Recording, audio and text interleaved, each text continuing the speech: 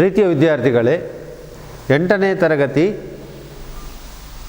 ಕನ್ನಡ ಪ್ರಥಮ ಭಾಷೆಯ 2ನೇ ಪಾಠ 3ನೇ ಪಾಠ ಯಾವುದು? ತಲಕಾಡಿನ ವೈಭವ. 2ನೇ ಪಾಠವನ್ನು ಕೈ ಬಿಡಲಾಗಿದೆ ಎಂದು ಸರಕಾರದ ಆದೇಶ ಇರುವುದರಿಂದ 2ನೇ ಪಾಠವನ್ನು ಬಿಟ್ಟು ಮಗ್ಗದ ಸಾಹೇಬ ಆದ ನಂತರದ ಪಾಠ ನಮಗೆ ಈ ಸಲಕ್ಕೆ ತಲಕಾಡಿನ ವೈಭವ. ವಿದ್ಯಾರ್ಥಿಗಳೇ, ಸಮಾಜ ಪಾಠದಲ್ಲಿ ನೀವು ತಲಕಾಡಿನ ಬಗ್ಗೆ ತುಂಬ ವಿಷಯಗಳನ್ನು ತಿಳಿದಿದ್ದೀರಿ. ತಲಕಾಡು ಯಾರ ರಾಜಧಾನಿಯಾಗಿತ್ತು? ತಲಕಾಡಿನ ಗಂಗರು ಎನ್ನುವುದೇ ಪ್ರಸಿದ್ಧವಾದ ಹೆಸರು. ತಲಕಾಡಿನ ಗಂಗರು, ಬಾದಾಮಿಯ ಚಾಲುಕ್ಯರು ಇತ್ಯಾದಿ ಹೆಸರುಗಳೆಲ್ಲ ಅವರ ಊರಿನ ಹೆಸರಿನೊಂದಿಗೆ ಬಂದು ಬಿಟ್ಟಿದೆ. ಆ ರಾಜವಂಶಗಳು ಅದನ್ನು ಆಳಿ ನಮ್ಮ ಸಂಸ್ಕೃತಿಯನ್ನು ಹೆಚ್ಚಿಸಿವೆ, ಇತರರಿಗೆ ಪರಿಚಯ ಮಾಡುವ ಹಾಗೆ ಮಾಡಿದೆ. ವಿದ್ಯಾರ್ಥಿಗಳೇ, ನೀವು ಪ್ರವಾಸ ಹೋಗಿರ್ತೀರಿ ಅಥವಾ ಯಾರೇ ಆಗಲಿ ಪ್ರವಾಸ ಹೋಗುವ ಕ್ರಮ ಇದ್ದೇ ಇದೆ. ಶಾಲೆಗಳಲ್ಲಂತೂ ವರ್ಷದಲ್ಲಿ ಒಂದು ಸಲ ಪ್ರವಾಸ ಹೋಗುವ ಪದ್ಧತಿ ಉಂಟು. ಜನಸಾಮಾನ್ಯರು ತಮಗೆ ಅನುಕೂಲವಾದಂಥ ಸಂದರ್ಭದಲ್ಲಿ ಪ್ರವಾಸ ಮಾಡ್ತಾರೆ. ನಮ್ಮ ಅಪರಿಚಿತವಾದ ಸ್ಥಳಕ್ಕೆ ಹೋಗಿ ಅಲ್ಲಿಯ ವಿಷಯವನ್ನು ತಿಳಿದುಕೊಂಡು ಬರೋದು, ಅದೇ ಪ್ರವಾಸ. ನಾವು ನಮ್ಮ ಮನೆಗೆ ಪ್ರವಾಸ ಹೋಗೋದು ಅಥವಾ ನಮ್ಮ ಶಾಲೆಗೆ ಪ್ರವಾಸ, ಮನೆಯಿಂದ ನಮ್ಮ ಶಾಲೆಗೆ ಪ್ರವಾಸ ಹೋಗೋದು ಅಂತ ಇಲ್ಲ. ಹಾಗಾದರೆ ಪ್ರವಾಸದ ಉದ್ದೇಶ ಏನು? ಪ್ರವಾಸದ ಉದ್ದೇಶ ಧಾರ್ಮಿಕ ಬೇರೆ ಸ್ಥಳದ, ನಮಗೆ ನಾವು ನೋಡಿರದ ಸ್ಥಳಗಳಲ್ಲಿ ಹೋಗಿ ಅಲ್ಲಿಯ ಜನರ ಜೀವನ ಕ್ರಮ, ವೇಷಭೂಷಣಗಳು, ಸಂಸ್ಕೃತಿ, ಉಡುಗೆ ತೊಡುಗೆಗಳು, ತಿಂಡಿ ತಿನಿಸುಗಳು, ಧಾರ್ಮಿಕ ಕಲ್ಪನೆಗಳು, ಅವರ ಸಾಮಾಜಿಕ ಜೀವನ, ಜಾನಪದ ಜೀವನ ಇತ್ಯಾದಿಗಳನ್ನೆಲ್ಲ ತಿಳಿದುಕೊಳ್ಳುವುದು. ದೇಶ ಸುತ್ತಿದರೆ, ನಾವು ತುಂಬ ಕಡೆ ಪ್ರವಾಸ ಹೋದರೆ ಅದೊಂದು ಕೋಶ ಓದಿದ್ದಕ್ಕೆ ಸಮ. ಹೌದು, ದೇಶ ಸುತ್ತು ಕೋಶ ಓದು ಅಂದರೆ ಕೋಶ ಓದಿದರೆ ಎಷ್ಟು ವಿಚಾರಗಳು ನಮಗೆ ಗೊತ್ತಾಗುತ್ತದೆಯೋ ಅಷ್ಟೇ ವಿಚಾರಗಳು ಕೇವಲ ಕಣ್ಣಿನಿಂದ ನೋಡಿ ಮನಸ್ಸಿನಲ್ಲಿ ಆಲೋಚನೆ ಮಾಡುವುದರಿಂದಲೂ ಕೂಡ ನಮಗೆ ತಿಳಿಯುವುದಕ್ಕೆ ಸಾಧ್ಯತೆ ಇದೆ. ಈಗ ನೀವು ಪ್ರವಾಸ ಹೋಗಿ ಆ ವಿಚಾರಗಳನ್ನು ಇನ್ನೊಬ್ಬರಿಗೆ ತಿಳಿಯಪಡಿಸುವುದಕ್ಕಾಗಿ ಅಥವಾ ಓದುವುದಕ್ಕಾಗಿ ಬರೆದರೆ ಅದು ಪ್ರವಾಸ ಕಥನ ಆಗ್ತದೆ. ನೀವು ಯಾವುದೋ ಒಂದು ದೆಹಲಿಗೆ ಹೋದಿರಿ, ದೆಹಲಿಗೆ ಪ್ರವಾಸ ಹೋಗಿ ಅಲ್ಲಿ ಏನೆಲ್ಲ ನೋಡಿದ್ದೀರಿ? ಈಗ ಅಲ್ಲಿ 1 ವಾರ ಇದ್ದೀರಿ ನೀವು.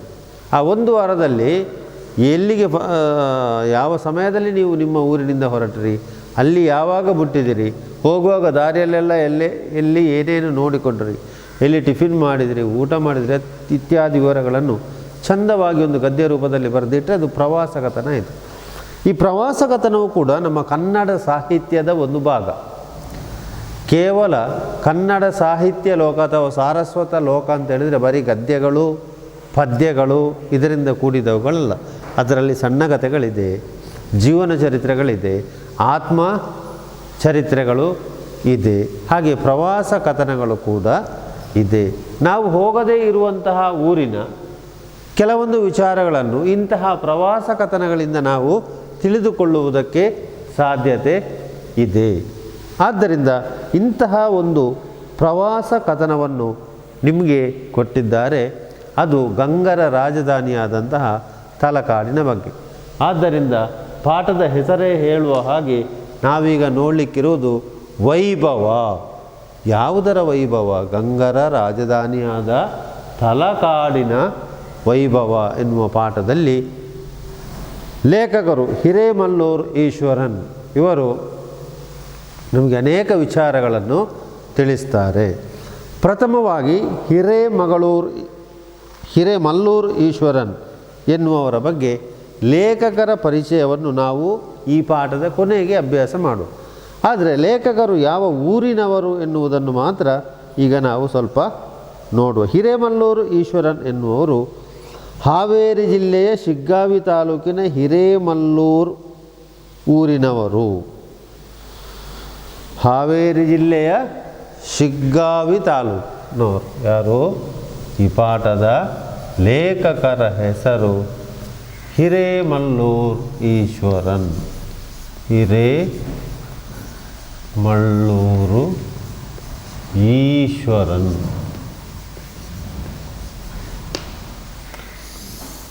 ಎಲ್ಲಿಯವರು? ಹಾವೇರಿ ಜಿಲ್ಲೆಯ, ನೋಡಿ ಹಾವೇರಿ ಜಿಲ್ಲೆಯ ಶಿಗ್ಗಾವಿ ತಾಲೂಕಿನವರು. ಈ ಊರಿನವರಾದ ಹಿರೇಮಲ್ಲೂರು ಈಶ್ವರನ್ ತಮ್ಮ ಪ್ರವಾಸ ಸಾಹಿತ್ಯದಲ್ಲಿ ಗಂಗರ ರಾಜಧಾನಿಯಾದ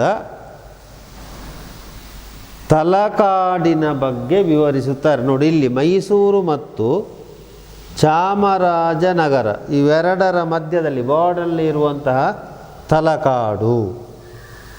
ಮೊದಲವರ ರಾಜಧಾನಿ ಕೋಲಾರ, ಅದನ್ನಾಗ ಕುವಲಾಲ ಅಂತ ಕರೆಯುತ್ತಿದ್ದದ್ದು. ಹೀಗೆ ಗಂಗರ ವಿಚಾರಗಳನ್ನು ಅವರು ನಮಗೆ ತಿಳಿಸ್ತಾರೆ ತಮ್ಮ ಪ್ರವಾಸ ಕಥನದ ಮೂಲಕ. ಮನೋರಂಜನೆಗಾಗಿ ಈಗ ನಾವು ಈ ಕಥೆಯನ್ನು ಅಥವಾ ಅವರ ಪ್ರವಾಸ ಕಥನವನ್ನು ಓದಬೇಕು.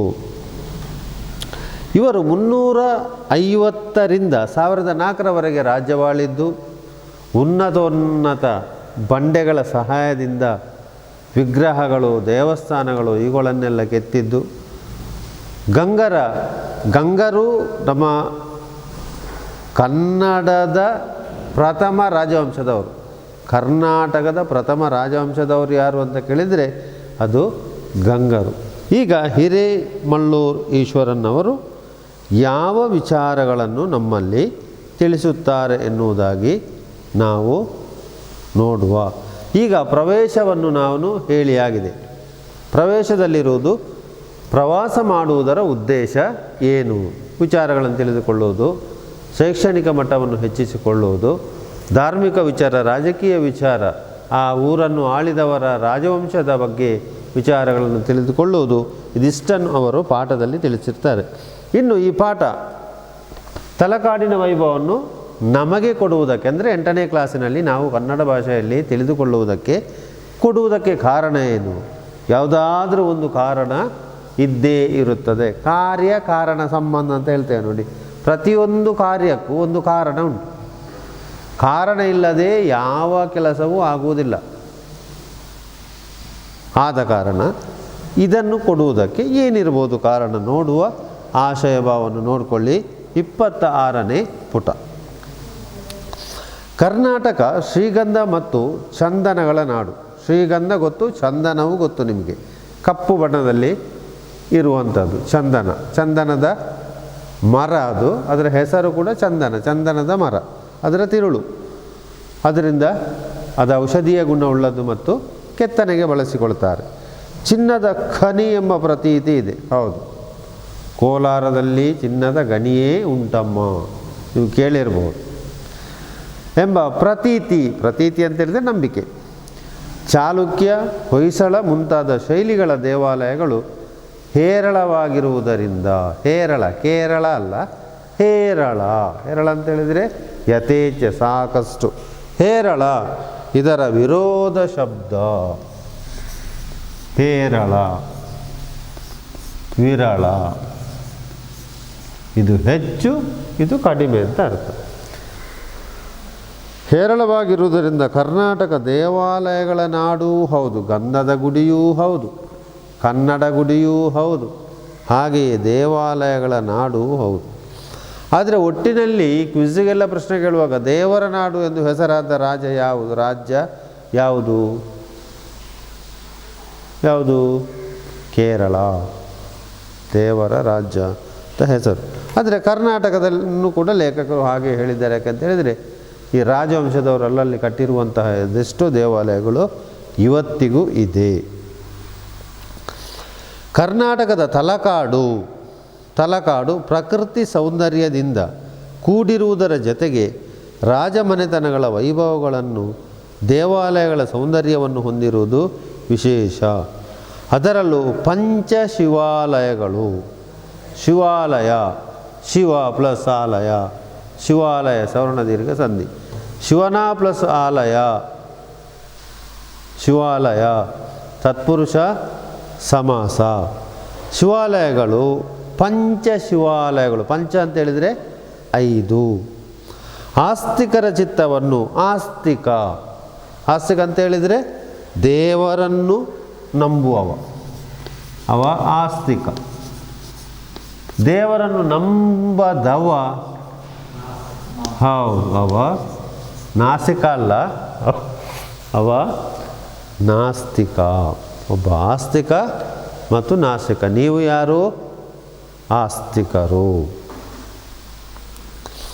ಆಸ್ತಿಕರ ಚಿತ್ತವನ್ನು, ಚಿತ್ತ ಅಂತ ಹೇಳಿದರೆ ಮನಸ್ಸು, ಗಮನ ಸೆಳೆಯುವಲ್ಲಿ ಮಹತ್ವದ ಪಾತ್ರ ವಹಿಸಿವೆ. ಹಾಗಾದರೆ ತಲಕಾಡಿನಲ್ಲಿ ಪಂಚಶಿವಾಲಯ ದೇವಸ್ಥಾನಗಳು ತುಂಬ ಪ್ರಸಿದ್ಧ ಅಂತ ನಮಗೆ ಗೊತ್ತಾಯಿತು. ಪ್ರವಾಸಿಗರ ಯಾತ್ರಾರ್ಥಿಗಳ ಏನು ವ್ಯತ್ಯಾಸ? ಪ್ರವಾಸಿಗರು ಯಾತ್ರಾರ್ಥಿಗಳು. ಪ್ರವಾಸಿಗರು ಸುಮ್ಮನೆ ಹೀಗೆ ನೋಡಿಕೊಂಡು ಬರುವುದಕ್ಕೆ ಬರುವುದು. ಇನ್ನೊಂದು ಯಾತ್ರಾರ್ಥಿಗಳು ಯಾತ್ರೆ ಮಾಡಿಕೊಂಡು ಬರುವುದು, ಶಿವ ದೇವಸ್ಥಾನವನ್ನೇ ನೋಡಬೇಕು ಅಂತ ಬರುವುದು ಯಾತ್ರಾರ್ಥಿಗಳು. ಆ ಪಂಚ ಶಿವಾಲಯದ ಕ್ಷೇತ್ರವನ್ನು ದರ್ಶನ ಮಾಡುವುದು ಉದ್ದೇಶ.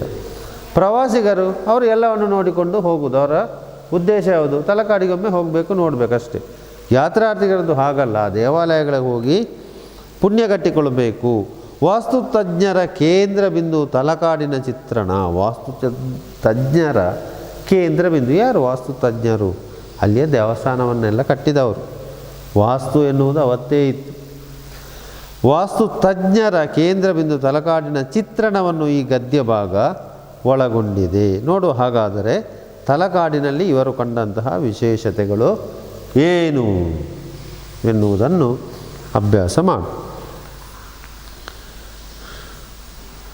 ನೋಡಿ, ಅಲ್ಲಿ ದೇವಸ್ಥಾನದ ಚಿತ್ರವನ್ನು ಕೊಟ್ಟಿದ್ದಾರೆ. ಅದನ್ನು ಸೂಕ್ಷ್ಮವಾಗಿ ಗಮನಿಸಿದರೆ ನಿಮಗೆ ಆ ಕೆತ್ತನೆ ಕೆಲಸಗಳು, ನಕ್ಷತ್ರಾಕಾರದ ಮೇಲ್ಛಾವಣಿಗಳು ಇದೆಲ್ಲ ಗೊತ್ತಾಗಬಹುದು.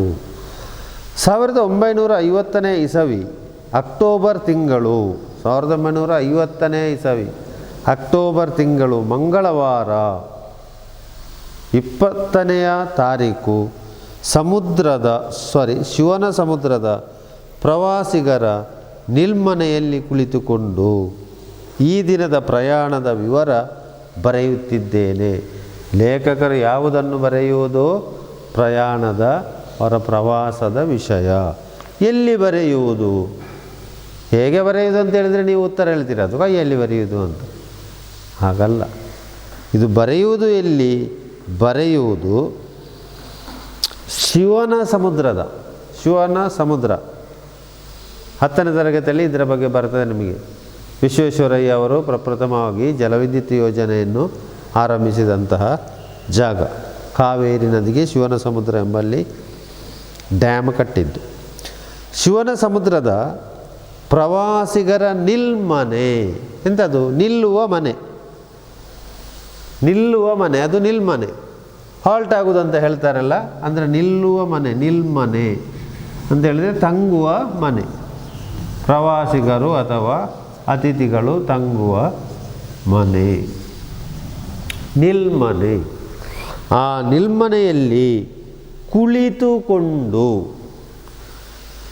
ಈ ದಿನದ ಪಯಣದ ವಿವರ ಬರೆಯುತ್ತಿದ್ದೇನೆ. 1950ನೇ ಇಸವಿ ಅಕ್ಟೋಬರ್ ತಿಂಗಳು ಮಂಗಳವಾರ ಎಷ್ಟನೇ ತಾರೀಕು?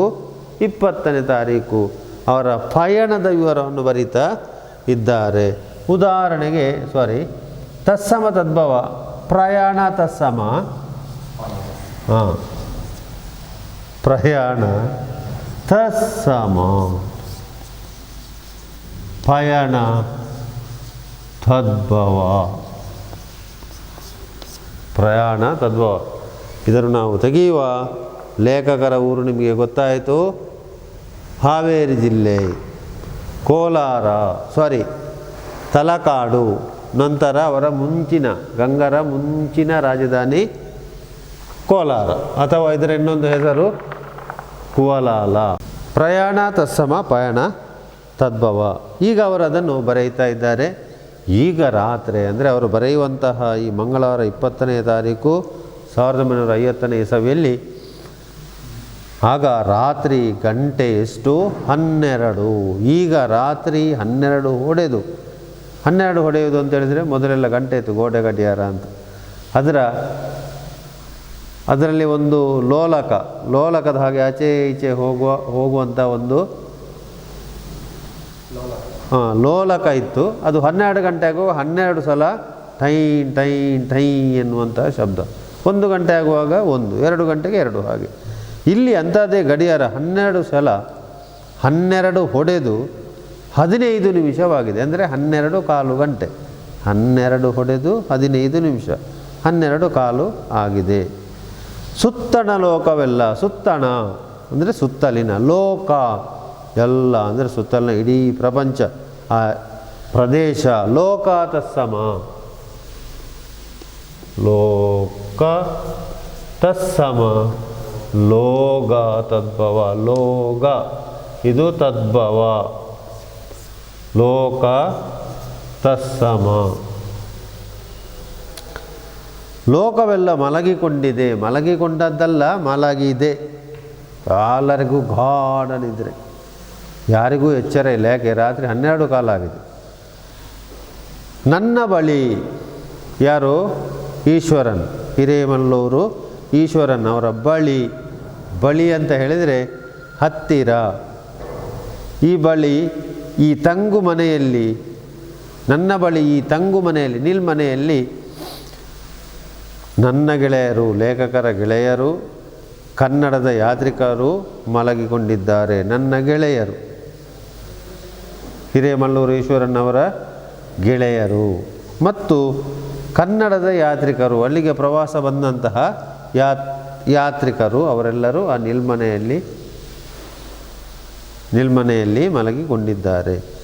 ಇಂದು ದಿನವೆಲ್ಲ ಅಲೆದು ಅಲೆದು ಅವರು ದಣಿದು ನಿದ್ರೆ ಹೋಗಿದ್ದಾರೆ. ಅವತ್ತು ದಿನವೆಲ್ಲ ಸುತ್ತಾಡಿ ತಲಕಾಡಿನ ಮೂಲೆ ಮೂಲೆಗೂ ಸಂಚರಿಸಿ ದಣಿದು ಆಯಾಸಗೊಂಡು ನಿದ್ರೆ ಹೋಗಿದ್ದಾರೆ. ಅಂದರೆ ನಿದ್ರೆಗೆ ಜಾರಿದ್ದಾರೆ ಅವರು.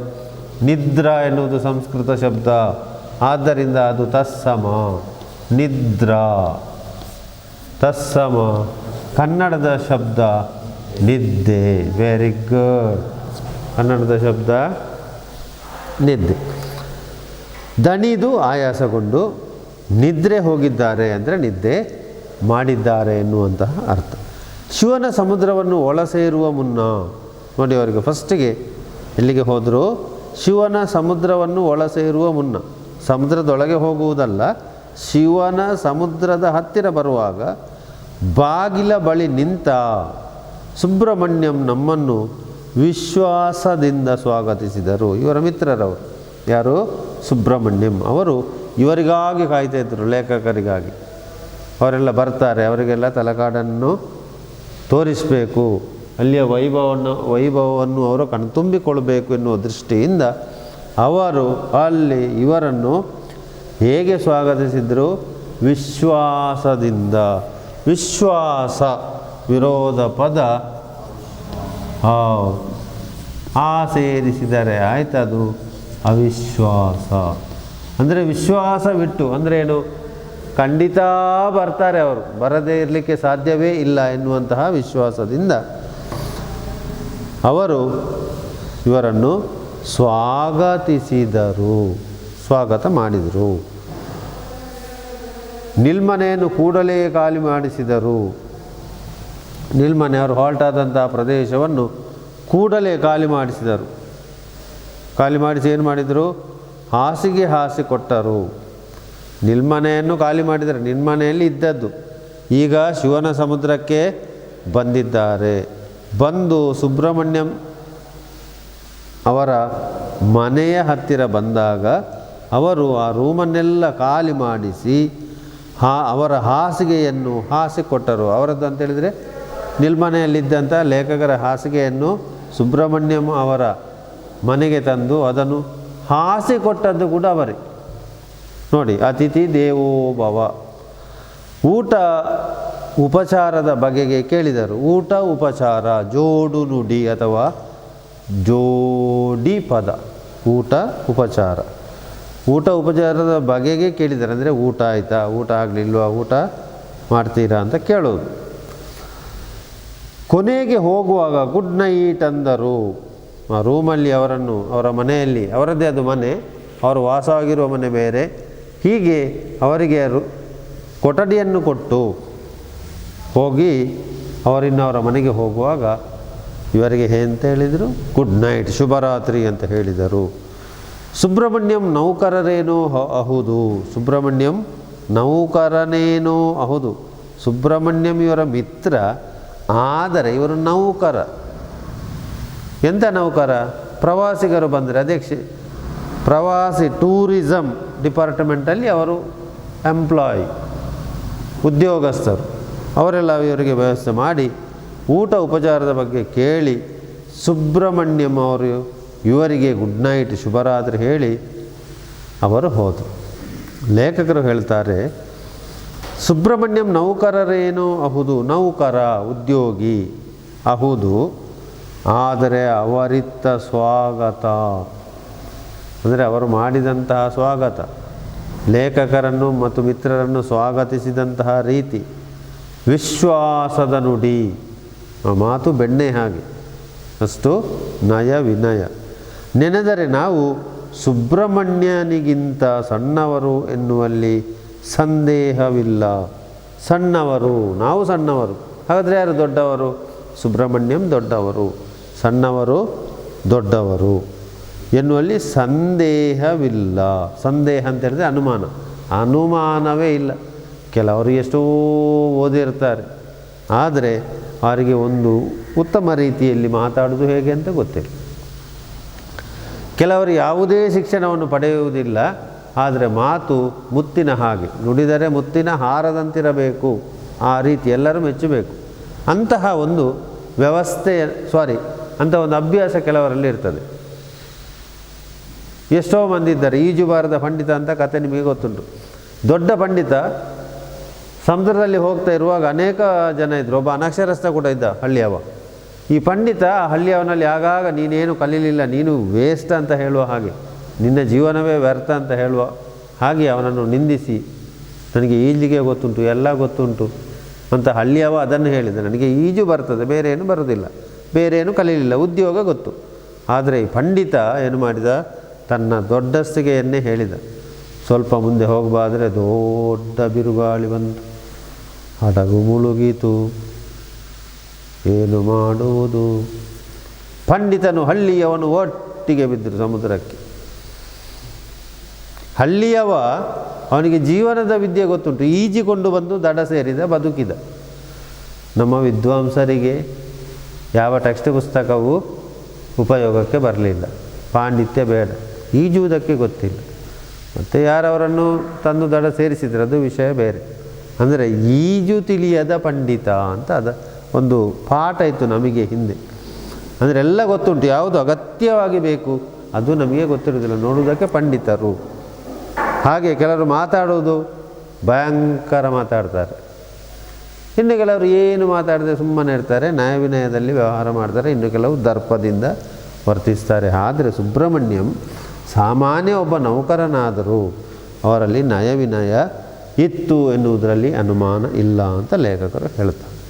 ತಲಕಾಡಿನ ಇತಿಹಾಸದಲ್ಲಿ ಗಂಗರ ಇತಿಹಾಸ, ತಲಕಾಡಿನ ಇತಿಹಾಸ, ಅದನ್ನು ಆಳಿದ ಗಂಗರ ಇತಿಹಾಸ, ಜೈನ ಧರ್ಮದ ವಿವರಣೆ ಇದೆ. ತಲಕಾಡಿನ ಇತಿಹಾಸದಲ್ಲಿ ಗಂಗರ ಇತಿಹಾಸ ಉಂಟು. ಗಂಗರ ತಲಕಾಡಿನ ಎರಡೂ ಇತಿಹಾಸದಲ್ಲೂ ಜೈನ ಧರ್ಮದ ಬಗ್ಗೆ ವಿವರಣೆ ಇದೆ. ಧರ್ಮ ತತ್ಸಮ.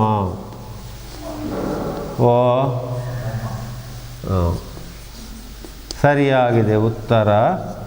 ಧರ್ಮ ತತ್ಸಮ, ಧಮ್ಮ ತದ್ಭವ. ಧಮ್ಮ ಧರ್ಮ, ಧಮ್ಮ ಧಮ್ಮ. ಹೀಗೆ ಇತಿಹಾಸವನ್ನು ಓದಿದರೆ ಅಲ್ಲಿ ಜೈನರೇ ಇದ್ದದ್ದು ಅಲ್ಲ, ಗಂಗರು ಜೈನ ಮತಾವಲಂಬಿಗಳಲ್ಲ, ಅವರು ಇಕ್ಷ್ವಾಕು ವಂಶದವರು ಅಂತ ಗಂಗರು ಹೇಳಿಕೊಂಡಿದ್ದಾರೆ. ಇಕ್ಷ್ವಾಕು ವಂಶ ಯಾರ್ದು? ದಶರಥ, ಶ್ರೀರಾಮಚಂದ್ರ ಇವರದ್ದು ಇಕ್ಷ್ವಾಕು ವಂಶ. ಅದು ಆರಂಭವಾದದ್ದು ಇಕ್ಷು ಎನ್ನುವಂತಹ ಒಬ್ಬ ಅರಸನಿಂದ. ಇಕ್ಷು ಅಂತ ಮತ್ತೊಂದು ಅರ್ಥ ಉಂಟು, ಕಬ್ಬು ಅಂತ ಅರ್ಥ. ಇದು ಇಕ್ಷ್ವಾಕು ಎನ್ನುವ ಅರಸನಿಂದ ಸ್ಥಾಪಿಸಲ್ಪಟ್ಟ ಕಾರಣ ಸೂರ್ಯವಂಶಕ್ಕೆ ಇಕ್ಷ್ವಾಕು ವಂಶ ಅಂತಲೂ ಹೆಸರುಂಟು. ಆ ವಂಶಕ್ಕೆ ಸೇರಿದವರು ಯಾರು? ಗಂಗರು ಅಂತ ಉಲ್ಲೇಖ ಉಂಟು. ದಡಿಗ ಅಂತ ಹೇಳುವವ ಇದ್ದಂತೆ, ದೊಡ್ಡ ರಾಜವ ದಡಿಗ. ಅವ ಪ್ರಥಮ ಶ್ರೇಷ್ಠ ದೊರೆ. ನಾವೊಬ್ಬ ದಪ್ಪನೇ ವ್ಯಕ್ತಿ ಬಂದರೆ ಏನು ಹೇಳ್ತಾರೆ, ಅವ ಬಂದ ದಡಿಯ ಅಂತ ಹೇಳೋದು. ಇದು ದಡಿಯಲ್ಲ, ಒಬ್ಬ ಉತ್ತಮ ಅರಸ, ಗಂಗರ ಅರಸ ದಡಿಗ. ಸರಿ, ತಲಕಾಡಿನ ಇತಿಹಾಸದಲ್ಲಿ ಗಂಗರ ಇತಿಹಾಸ ಜೈನ ಧರ್ಮದ ವಿವರಣೆ ಇದೆ, ವಿವರಣೆ ಉಂಟು. ಅಂದರೆ ಜೈನರೂ ಅಲ್ಲಿ ಇದ್ದರು ಅಂತ ಆಯಿತು. ಜೈನರಿಗೆ ಇವರು ಪ್ರೋತ್ಸಾಹ ಕೊಟ್ಟಿದ್ದಾರೆ ಅಂತಲೇ ಆಯಿತು. ಲೇಖನಗಳಲ್ಲಿ ಶಾಸನಗಳಲ್ಲಿ ಅದರ ಬಗ್ಗೆ ಉಲ್ಲೇಖ ಉಂಟು, ವಿವರಣೆ ಇದೆ. ಕನ್ನಡ ಸಾಹಿತ್ಯದ ಕಥನವಿದೆ. ಕನ್ನಡ ಸಾಹಿತ್ಯದ ಕಥನವಿದೆ ಅಂತ ಹೇಳಿದರೆ ಕನ್ನಡವನ್ನು ಯಥೇಚ್ಛವಾಗಿ ಬಳಸಿದ್ದಾರೆ. ಇವರು ಮಾತಾಡ್ತಾ ಇದ್ದದ್ದು ಕೂಡ ಕನ್ನಡ. ಗಂಗರ ಆಡಳಿತ ಭಾಷೆ ಕನ್ನಡ. ಕನ್ನಡವೇ ಬಾಳಿನ ಪರಿಪೂರ್ಣತೆ ಎಂದು ಬಗೆದು, ಕನ್ನಡವೇ ಬಾಳಿನ ಪರಿಪೂರ್ಣತೆ, ಕನ್ನಡವನ್ನೇ ಮಾತಾಡೋದು, ಕನ್ನಡದಲ್ಲಿಯೇ ಆಡಳಿತ ಮಾಡೋದು, ಅದು ಪರಿಪೂರ್ಣತೆ ಅಂದರೆ ಪರಿಪೂರ್ಣ ಜೀವನದ ಅಂಶ ಎಂದು ಬಗೆದು ತಿಳಿದು ಅದಕ್ಕಾಗಿ ಹೋರಾಡಿ ಮಡಿದ ತೀರಿಕೊಂಡ ವೀರರ ಉಜ್ವಲ ಚರಿತ್ರೆ ಇದೆ. ಉಜ್ವಲ ಅಂತ ಹೇಳಿದರೆ ಶ್ರೇಷ್ಠ ಚರಿತ್ರೆ ಇದೆ. ಯಾರ್ದು? ಅಂತಹ ವೀರರು ಗಂಗರು. ವೀರ ತತ್ಸಮ, ವೀರ ತದ್ಭವ, ವೀರ ತತ್ಸಮ, ವೀರ ತದ್ಭವ. ಅದಕ್ಕಾಗಿ ಹೋರಾಡಿ ಮಡಿದ ವೀರರ ಶ್ರೇಷ್ಠ ಚರಿತ್ರೆಯೇ ಗಂಗರಲ್ಲಿ ಇದೆ. ಗಂಗರ ರಾಜ್ಯ ಗಂಗಾವಾಡಿ ಎಂದು ಹೆಸರಾಗಿದೆ. ಗಂಗರ ರಾಜಧಾನಿ ಯಾವುದು?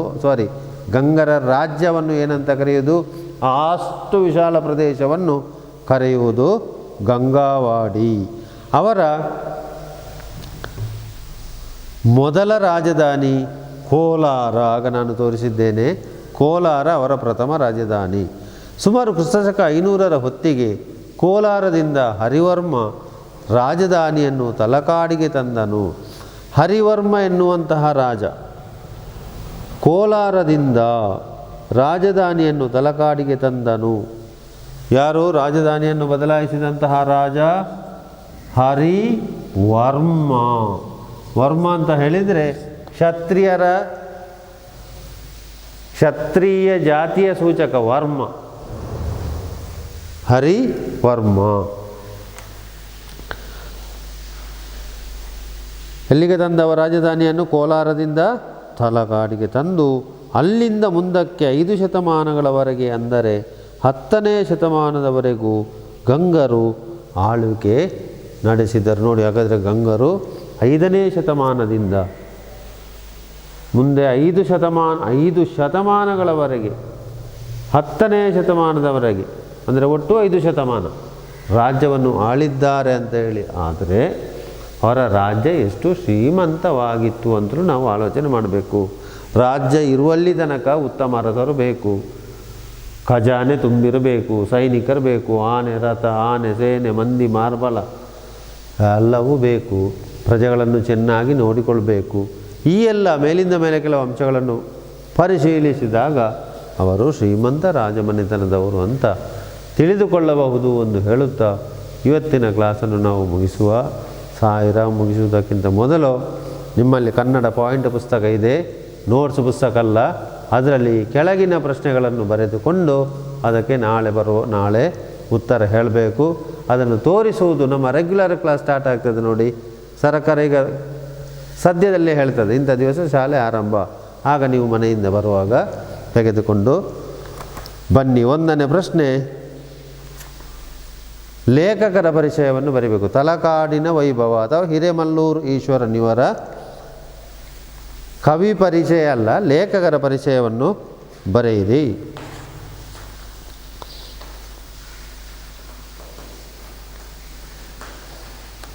ಆಯಿತಾ? ಸರಿ. ತಲಕಾಡಿನ ವೈಭವ ಪಾಠದ ಆಶಯ ಭಾವವೇನು?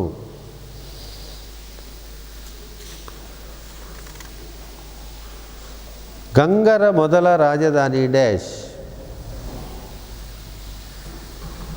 ಮತ್ತೊಂದು, ಶಿವನ ಸಮುದ್ರದಲ್ಲಿ ಸುಬ್ರಹ್ಮಣ್ಯಂ ಲೇಖಕರಿಗೆ ಮಾಡಿದ ವ್ಯವಸ್ಥೆಗಳೇನು?